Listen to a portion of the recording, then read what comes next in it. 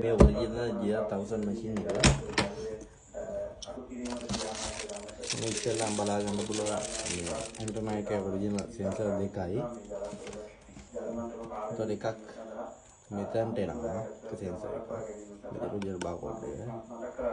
මේ චාර්ජර් දෙක ඔරිජිනල්. මේ හෑන්ඩ් ෆ්‍රී එක එනවා. මේ ඔරිජිනල් බොක්ස් එක බලා ගන්න පුළුවන්. මේ ඔරිජිනල් බොක්ස් එකේ මේ ටික තියෙනවා. ඒ ඔරිජිනල් බොක්ස් එකේ මේක. එතකොට මේක ඔන් කරගන්න මෙතනින්. ඊට මේක රේන්ජ් එක මේක ඩෙප්ත් එක මේක ස්කෑන් එක. ඒක සාමාන්‍යයෙන් ඩයමන්ඩ් එකේ තමයි ජෙම්ස් වදින්නේ හાર્ඩ්නස් එක 8න් උඩ. 8න් උඩ කියන සියලුම මේ ගල් වදිනවා. කැරට් පහට වගේ වැඩි ඒවා. එතන මේක කොපර් නම් කොපර්, සිල්වර් නම් සිල්වර්, ගෝල්ඩ් නම් ගෝල්ඩ්, ජෙම් නම් ජෙම්.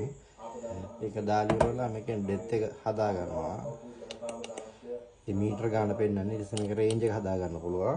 රේන්ජ් එක මීටර 100ක් යනකම් පෙන්නනවා. ඩෙප්ත් එක මීටර 25ක් පෙන්නනවා. ඊට පස්සේ මේ ස්කෑනර් එක ඔබන්න තියෙන්නේ. ඒකට ස්කෑන් වෙනවා. මේක තමයි ඔරිජිනල් මැෂින් එක. බලා ගන්න පුළුවන් ඔයාලට ඔරිජිනල් මැෂින් එකේ බොක්ස් එක තියෙනවා. එතකොට ඔයාලට මේ බොක්ස් එක නැතුව මේක දෙනවා කියන එක ෆේක් එකක්. ඔය ටික තමයි බලා ගන්න.